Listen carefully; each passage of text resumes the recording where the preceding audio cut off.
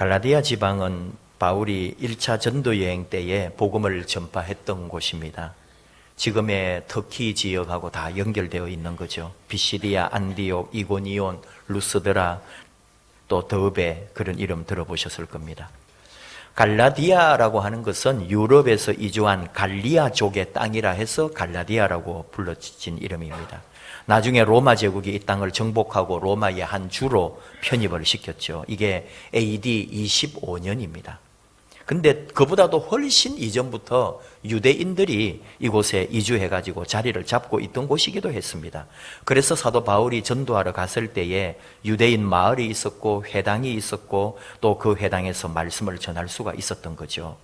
예수님을 전파하는 데 있어서 이 회당이라고 하는 게 큰 영향을 끼쳤고 또 어디에 가서든지 유대인을 만날 수 있었기 때문에 같은 동족으로서 바울은 복음을 효과적으로 전할 수 있었다, 이렇게 우리는 말합니다. 그래서 우리 너무 익숙하게 생각해요. 너무 그냥 당연한 줄 알죠. 많이 들어본 얘기 아닙니까? 사도 바울이 1차, 2차, 3차 전도 여행을 했다더라. 그 전도한 곳이 처음에는 터키 지역이다. 거기가 다 소아시아 지역이라고 하더라. 근데 여러분, 우리가 이렇게 사도 바울이 옛날에 2000년 전이니까 좀 다른 것 같지만은 우리가 한번 생각을 해봐도 외국에 나가서 복음을 전한다고 하는 게 쉬운 일이 아닙니다. 이게 그냥 하고 있으니까 하는 것 같지만은 그 2000년 전에 바울이 복음을 전하러 갈 수 있었던 게 그가 가는 도시마다 일찍이 유대인들이 정착해 있었다고 하는 이 사실이 얼마나 중요한지를 우리는 놓치고 있는 거예요. 그곳에 유대인 회당이 있었다는 게 더 소중하고, 그리고 유대에서 온 랍비 바울이기 때문에 회당장은 저 본토 유대 쪽에서 온 랍비에게 오늘 이 회당의 자리에 말씀을 전할 수 있도록 허락을 해주는 거예요. 그러니까 바울은 랍비로서 사람들에게 말을 할 수 있었고 그 말을 할 때에 예수 그리스도를 전했던 거죠. 물론 1차 전도 여행했다는 이 갈라디아 지역이라는 게 그렇게 쉬운 지역은 아니었습니다. 동족인 유대인들로부터 많은 핍박을 받습니다. 그건 왜 그러냐? 유대인이면 누구나 다 그렇게 했지만 아직 메시아가 오지 않았다고 생각해요. 저 바울이라는 자가 유대에서 온 랍비라고 하는 바울이 와가지고 메시아는 이미 왔고 그 메시아가 십자가에 달려 죽었고 3일 만에 부활했으며 우리가 그 부활하신 메시아 예수 그리스도를 믿으면 구원을 받는다. 그런 게 전도 내용이잖아요. 복음을 전하니까 이게 그 외국에 오랫동안 살고 있는 유대인들의 마음에 와닿지를 않았던 거죠. 믿어지지가 않아요. 한 번에 그거 듣고 그래요, 이런 사람이 없었단 말이에요. 도리어 어떻게 생각해요? 유대교를 모함하고 유대 전통과 역사를 흔드는 불온 사상가, 이렇게 매도해버리고 간주하면서 바울을 때리기도 하고 쫓아내버렸습니다. 갈라디아 지역 비시디아 안디옥에서 유대인에게 쫓겨가지고 더 이상 복음을 전할 수가 없어서 이고니온이라는 곳으로 가요. 이고니온에서도 결국은 또 그대로 유대인 회당에 갔더니 유대인들이 박해해가지고 루스드라로 도망을 쳐야 했습니다. 루스드라에 가서 복음을 전하고 있는데 그 안디옥과 이고니온에 있는 유대인들이 또 찾아온 거예요. 여기 가서 또 그 메시아 전하는 줄 알고, 그리고는 막 돌을 던지고 때려가지고 완전히 죽은 시체처럼 되어가지고 성 밖에 던져지기까지 한 게 사도 바울입니다. 루스드라에서 그런 일이 있었어요. 이게 다 갈라디아 지역 지방에 있는 마을이고 도시들인데 그만큼 이 유대인들이 강력했다는 거죠. 로마 지배령이지만 유대인들이 오랫동안 정착해서 어떤 힘을 형성하고 있었기 때문에 이 바울도 같은 유대인이지만 전하고 믿는 게 다르다는 이유로 매를 맞고 돌에 맞고 쫓겨나도 관에서 아무도 도와주질 않았다니까요. 그만큼 유대인들의 파워가 있었다는 거죠, 그때도. 어쨌든지 이 갈라디아 지역에 유대인들이 이제 바울을 많이 반대했는데 또 재미있는 것은 그래도 복음은 전해지더라니까요. 그 중에 예수 믿는 사람이 나오는 거예요. 그리고 바울을 따르고, 더 재미있고 웃기는 것은 이 사람들이 예수를 믿는 유대인들도 성격이 강해요. 성향이 아주 세요. 그래서 예수를 믿지만 할례도 받아야 되고 율법도 지켜야 된다. 이게 갈라디아 지역의 성도들, 예수 믿는 사람들인데도 바울하고 부딪힌 게 그런 거예요. 바울을 통해 예수를 믿었는데 이 사람들은 그래도 남자는 태어나면 할례를 받아야지. 그리고 우리 율법의 전통 지켜야지. 그게 진짜 유대인으로서 또는 외국인이라 할지라도 예수 믿는 게 그게 더 옳다고 믿었던 거예요, 이 사람들은. 그래서 바울은 이것 때문에 논쟁을 많이 하고 나중에 지금 오늘 우리가 보고 있는 이 갈라디아서를 쓸 때는 믿음에 대하여 또 자유에 대하여 율법이 아니고 행위가 아니라는 것에 대하여 굉장히 더 많이 또 강조하고 있는 거예요. 나중에 이제 바울이 떠나서 갈라디아 교인들에게 다시 가르쳐 주는 내용들인 거죠. 자, 우여곡절 과정을 거치면서 사도 바울이 전도했고 그의 전도의 역사는 흘러갔고 그리고 복음은 뻗어가고 복음은 전해졌다 이거죠. 이런 일들, 바울을 통해서 하나님께서 외국에 복음을 전하게 하시는데 이것이 우연이 아니라는 거예요. 하나님의 계획하심이었고 하나님의 예정과 섭리가 있었다고 우리는 믿고 말합니다. 예를 들어 봅니다. 누군가 큰 은혜를 받았어요. 우리가 은혜를 받았다 할 때는 뭔가 영적 체험을 확실하게 해가지고 하나님을 깊이 만났어요. 그리고 마음속에 나는 이제 전도해야 되겠다. 우리나라가 아니라 나 외국에 나가서 전도하고 선교하고 싶어. 그래서 누군가가 뜨거운 마음을 가지고 무작정 비행기 타고 외국에 나갔어요. 공항에 가가지고 다 수속을 밟고는 딱 그 남의 나라에 이제 들어갔는데 나는 예수를 믿고 구원받아가지고 이것이 너무 좋아서 이 땅에 복음을 전하러 왔습니다. 그러면 그 사람들이 코리안이 왔군요. 웰컴. 우리 기다리고 있었어요. 우리는 당신을 지금까지 기다리고 있었어요. 그런 사람 아무도 없다는 거죠. 도리어 띨띨하게 생겼는데 해가지고 지갑 훔쳐가고 핸드폰 뺏어갈지 모릅니다. 이게 여러분 복음 전도라는 게 쉬운 게 아니라고요. 근데 하나님께서는 사도 바울을 외국 사람, 이방인, 유대인이 아닌 이방인의 사도로 세우셨고 그를 부르고 온 세계에 복음을 전하는 사람으로 하게 했다는 거죠. 오늘 사도 바울이 고백합니다. 15절, 16절 내 어머니의 태로부터 나를 택정하시고 그의 은혜로 나를 부르시니가 그의 아들을 이방에 전하기 위하여 그를 내 속에 나타내시기를 기뻐했다. 하나님께서 바울을 어머니 뱃속에서부터 아예 뽑아 놓으셨대요. 다메섹 가다가 우연히 예수님 만나가지고 큰 체험해가지고 사도가 된 줄 알았는데 그게 아니고 이미 어머니 뱃속에서부터 하나님은 사도 바울을 이방인의 사도로 점을 찍어 놓았더라 이거예요. 우연히 가말리엘 문화에서 공부한 줄 알았는데 그게 아니라 그 높은 수준의 공부를 하게 한 하나님의 목적이 있고 뜻이 있더라 이거예요. 바울을 우연히 길리기아 다소에서 태어나게 해가지고 그곳이 로마의 속주니까 로마 시민권을 가지고 태어나게 하고 로마의 문화와 언어, 그 그리스 언어를 다 익히게 한 것이 우연이 아니더란 말이에요. 하나님께서 이미 그를 어머니 뱃속에서부터 정하셔서 그가 이방인의 사도가 되도록 하나님이 정하신 길 속에 그를 여기까지 키워 놓으신 거예요. 이것이 사도 바울의 고백이에요. 어머니 뱃속에서부터 나를 택정했다고요. 하나님이 나를 택하셔서 이렇게 이끌어 주셨다는 거죠. 11절과 12절 복음을 전하게 된 것, 사도 바울이 알고 깨달은 복음, 이것도 누구에게 배운 것도 아니고 받은 것도 아니고 오직 예수 그리스도의 계시였다고.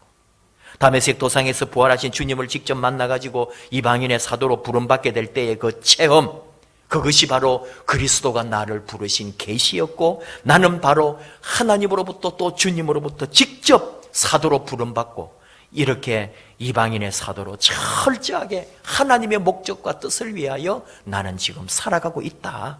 그런 이야기를 하는 거예요. 사도 바울에게서 또 놀라운 고백이나 그의 간증이 뭐냐 하면은 그가 스데반 그 집사가 죽을 때에 책임자였잖아요. 그리고 그리스도인들을 많이 핍박했고 잡아 가두고 하는 일에 일조했습니다. 근데 그것조차도 하나님의 섭리고 뜻이었다는 거죠. 어떤 이유냐 하면은 바울은 자기가 그리스도인 핍박하고 스데반 죽이는 일에 앞장섰던 그런 것 때문에 일평생 마음에 짐을 지고 살아갑니다. 그러면서 그게 그에게 어떻게 믿음으로 표출되느냐 하면은 죽는 순간까지 사도의 사명을 감당하면서 이 사도의 사명 감당하느라고 매 맞지요, 굶었지요, 강도도 당해봤고요, 도둑도 맞아봤고요, 배가 파손돼 가지고 바다에 빠져서 죽을 뻔도 했고요, 수많은 고통을 당하면서도 한 번도 하나님을 원망하지 않습니다. 그 이유가 뭔지 알아요? 내가 스데반을 죽이는 일에 앞장섰던 사람이요, 내가 그리스도인들을 핍박하고 그 사람들을 가두고 고문했던 사람이요, 내가 그걸 생각할 때에 내가 지금 당하고 있는 이 많은 아픔이나 이런 고난이나 이런 핍박은 내가 행했던 것에 비하면 아무것도 아니다. 나는 이런 고통을 당해도 할 말이 없다. 주여, 이 고난 달게 지고 가겠습니다. 이게 사도 바울의 고백이었어요. 그러니까 우리가 말하는 거죠. 바울이 비록 그리스도인들을 핍박했지만 그것조차도 하나님의 계획하심이었구나. 바울을 더 크게, 바울을 위대하게 쓰시려는 하나님의 뜻이었다는 거죠. 여기서 우리가 우리를 한번 생각해 보는 거예요. 여러분 인생을 한번 생각해 보는 거죠. 지금 여러분 한번 생각해 봐요.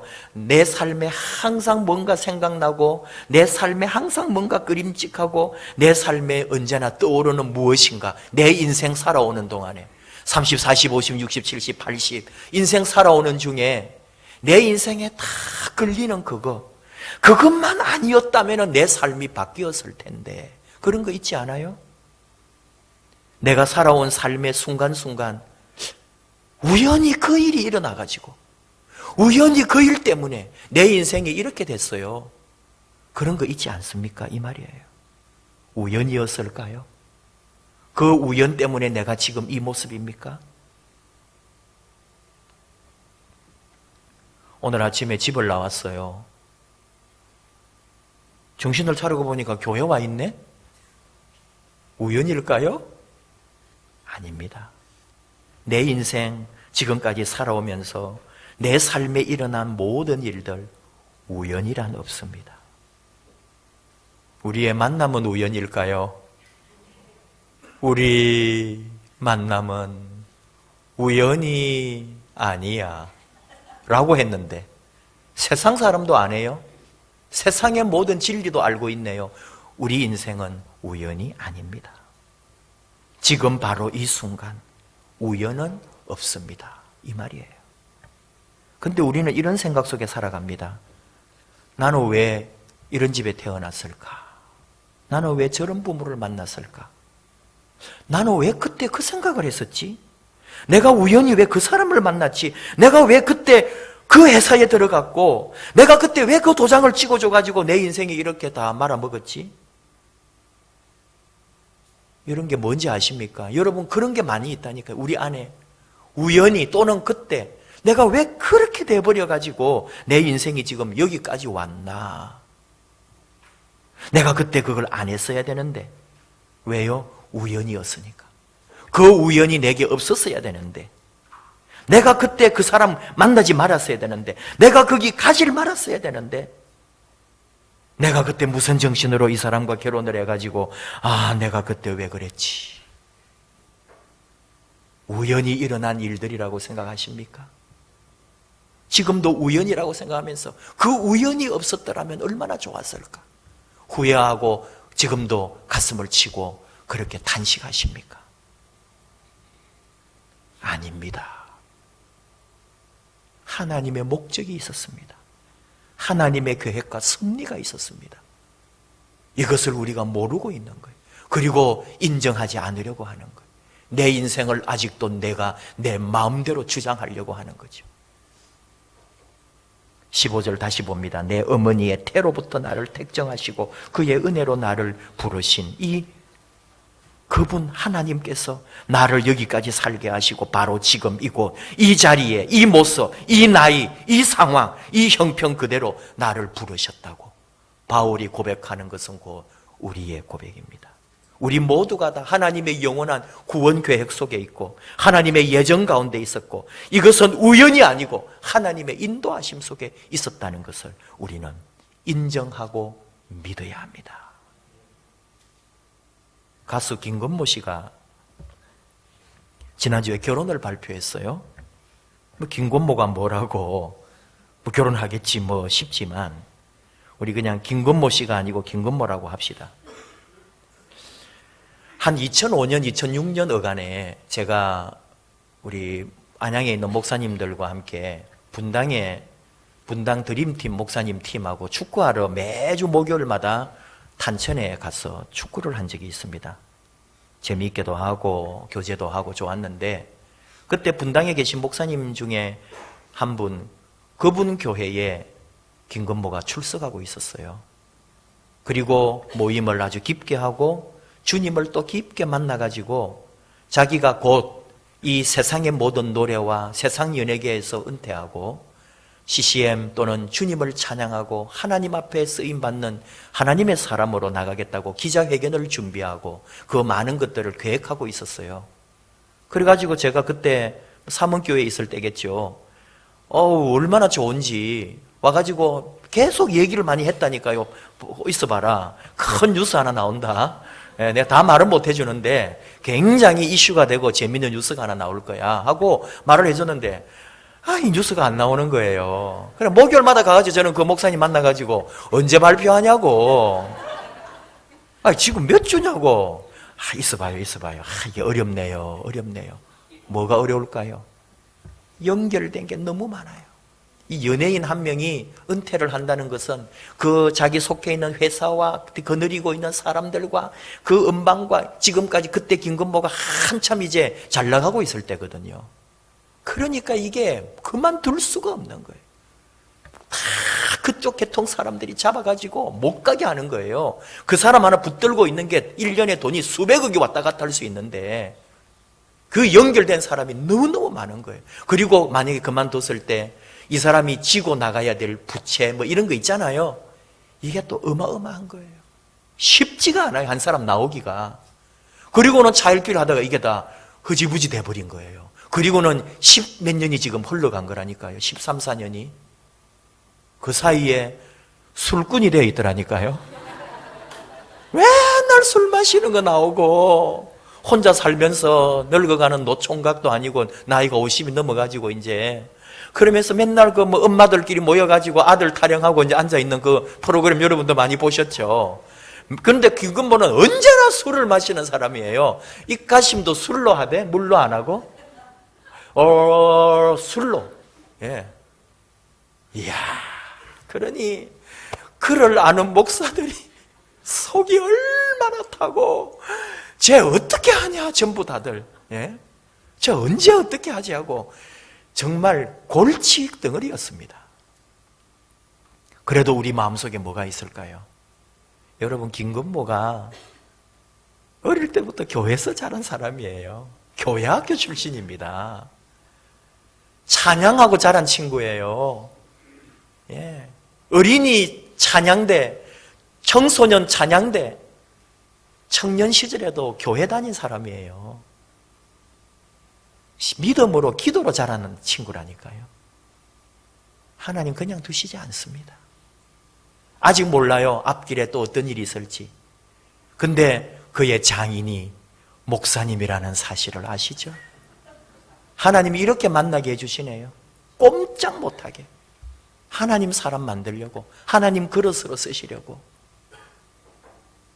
우연일까요? 그가 뭐 술꾼으로도 나오고 온갖 연예인의 삶에 많은 우여곡절이 있는 것도 우연일까요? 아닐 겁니다.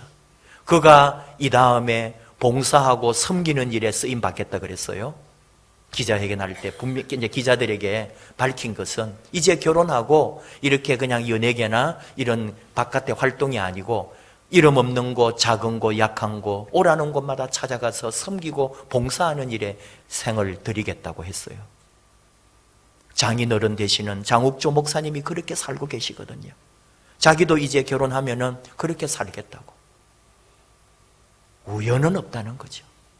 하나님은 그를 이미 어머니 태중에 다 택정하셨고요. 언젠가는 하나님의 사람 쓰시려고 하나님이 그를 지금까지 이끌어 오신 거예요. 그러므로 그가 행했던 부족함, 연약함 또는 허물 우리가 함부로 말하지 말고 이제 어떻게 극복해 나가고 그 믿음 안에서 어떻게 살아갈지, 그의 심령에 남아있는 그 복음의 씨앗, 말씀의 씨앗이 어떻게 자라는지를 우리는 축복해주고 기도해주는 거죠. 얼마나 잘하나 두고 보자 이놈, 그게 아니고요. 잘못하면은 이제 그의 장인 장욱조 목사님이 아름답게 살아온 삶을 다 깨는 거고요. 또 믿음 안에서 만난 자기 아내를 배신하는 게 되고, 모든 게 다 우리 그리스도교까지 다 욕듣게 되는 거잖아요. 책임이 이제 막중해진 거예요. 그가 술 마시고 이미지 흐린 것만큼 이제 회복하고 변화된 모습 보여줄 일이 얼마나 크고 자기도 얼마나 답답하겠어요. 그러니까 막 이렇게 아직 이렇게 함부로 내놓지도 않고 그 마음속에 지금 새기고 있는 거죠.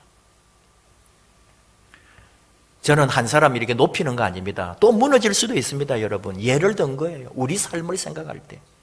여러분이나 저나 지금 살아온 삶에 허물도 있을 거고요. 뭔가 오점도 있을 거고요. 밝혀지거나 알려지기 원하지 않는 죄도 있을지 몰라요. 그것은 우연이었을까요?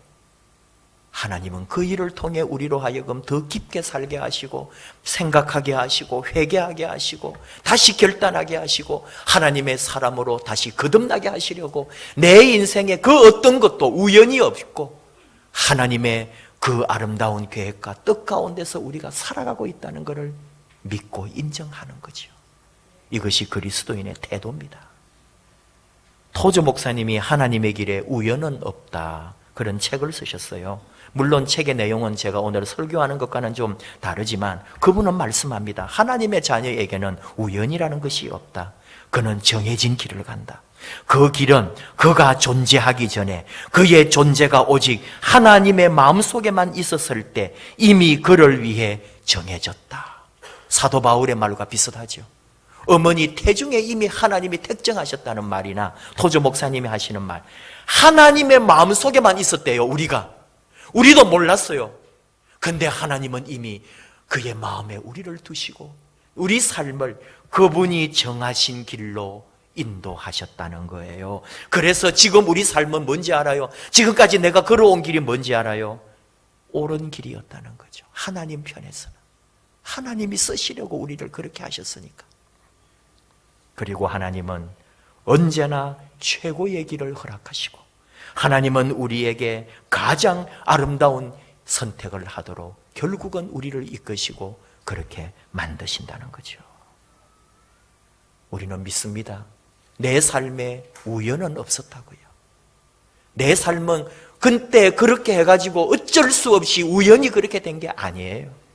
하나님의 뜻하신 바가 있었고 하나님의 목적이 있었고 하나님이 나를 다시 새롭게 쓰시려고 그때부터 이미 예정하사 우리를 여기에 있게 하셨습니다. 할렐루야. 이것이 우리의 믿음이에요. 하나님이 그렇게 하십니다. 이스라엘에 갑니다.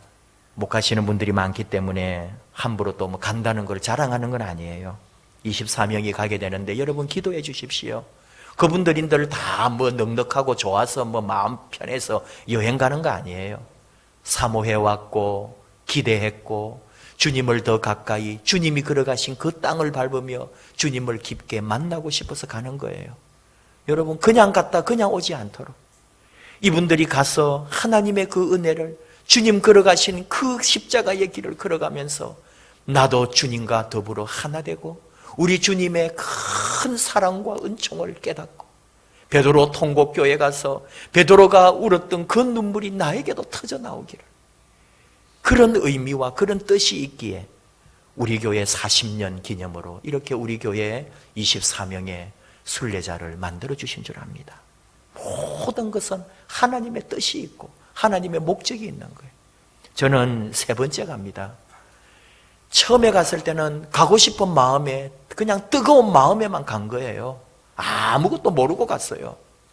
불편하기도 했고요. 다른 팀에 끼어들어갔기 때문에 혼자 이방인처럼 느껴지기도 했어요.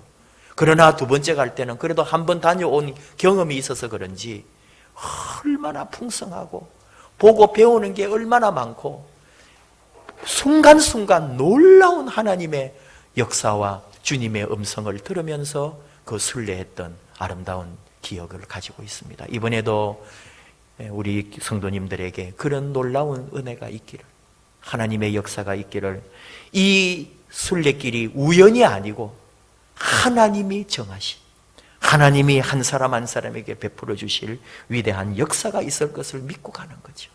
여러분은 뒤에서 중보도 해주시고, 여러분 다음에, 내년에, 또 그 다음에 우리 또 다시 갈 기회가 있습니다. 하나님이 우리의 길을 인도해 주실 겁니다. 앞으로도 우리는 모릅니다. 우리 살아갈 길, 내 앞길 모릅니다. 그러나 하나는 분명합니다. 우연한 일은 없을 겁니다. 하나님이 택정하셨고, 하나님이 정해 놓으셨고, 하나님 마음에 다 생각해 놓으신 것을 우리 삶에 이루어 주실 거예요. 우리는 그것을 믿고 찬양하고 내게 주어진 그 삶에서 감사하면서 하나님이 나를 어떻게 쓰시는지, 하나님이 내 인생을 어떻게 이끌어 가시는지 보고 감격하고 그분 앞에 순종하는 것밖에.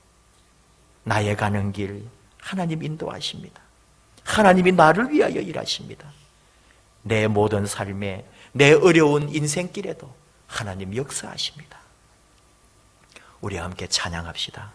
나의 가는 길 주님 인도하시네.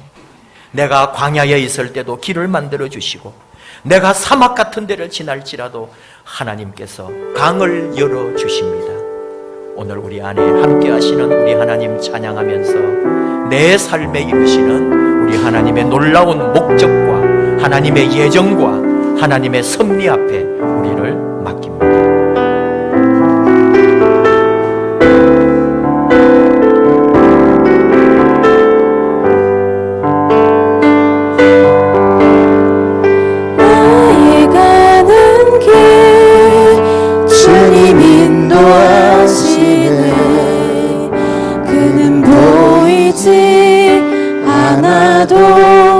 날 위해 일하시네.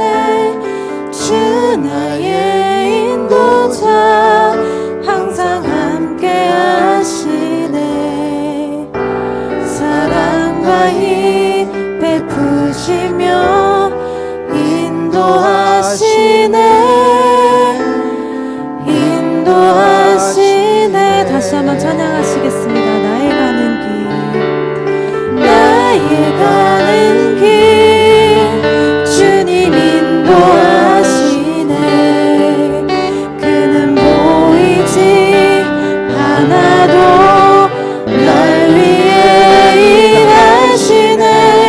주 나의 인도자, 항상 함께 하시네. 사랑과 힘 베푸시며 인도하시네. 인도하시네. 광야에 길을 만드시고 날 인도해. 사막에 만드신 것보다 하늘과 땅 변해도 주의 말씀 영원히 내 삶 속에 새 일을 행하리. 나의 가는 길, 나의 가는 길 주님 인도하시네. 그는 보이지 않아도 날 위해 일하시네. 주 나의 인도자, 항상 함께 하시네. 사랑과 힘 베푸시며 인도하시네. 인도하시네.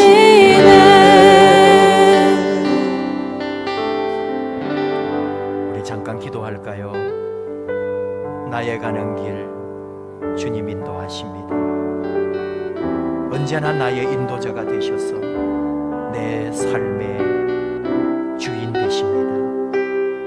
인생의 광야에 길을 만들어 주시고, 사막 같은 메마른 내 인생에 강물을 흐르게 하시는 우리 주님, 영원히 내 안에 함께 하시고 그분 마음속에 나를 품어서 내 인생을 그분의 뜻 가운데, 그분의 예정하심 속에, 그분의 계획 가운데 이끌어 주십니다. 내 삶 속에 새 일을 행하시는 우리 하나님을 찬양합니다. 우연이 아닙니다. 내가 여기 있는 것이, 내 걸어온 삶이, 내 인생길, 그 길 하나하나 우연이 아니라 하나님의 뜻이 있었습니다. 앞으로도 하나님이 내 인생, 하나님의 뜻 가운데 인도하실 줄을 믿습니다. 우리 함께 기도할 때, 아버지, 내 길 아시는 아버지가 인도하소서. 아버지가 인도하시는 그 길 따라 순종하며 가겠습니다. 내 앞길에 하나님이 길을 열어주시고, 하나님께서 내 앞길에 모든 새로운 생명과 새로운 일을 행하여 주시옵소서. 나를 통하여 우리 아버지 하나님의 놀라운 이름이, 주 예수의 이름이 증거되게 하여 주시옵소서. 나를 통하여 내 곁에 있는 사람들이 예수 그리스도의 복음을 듣고 복받게 해 주시옵소서. 나로 하여금 주님의 복덩어리, 주님의 은혜를 끼치는 자, 사람을 살리고 영혼을 살리는 자, 예수 그리스도의 생명을 나누는 자 되게 하여 주시옵소서. 우리 함께 주여 부르고 내 가는 길 인도하시고 내 길에 언제나 주인 되어 달라고 우리 함께 기도하겠습니다. 주여,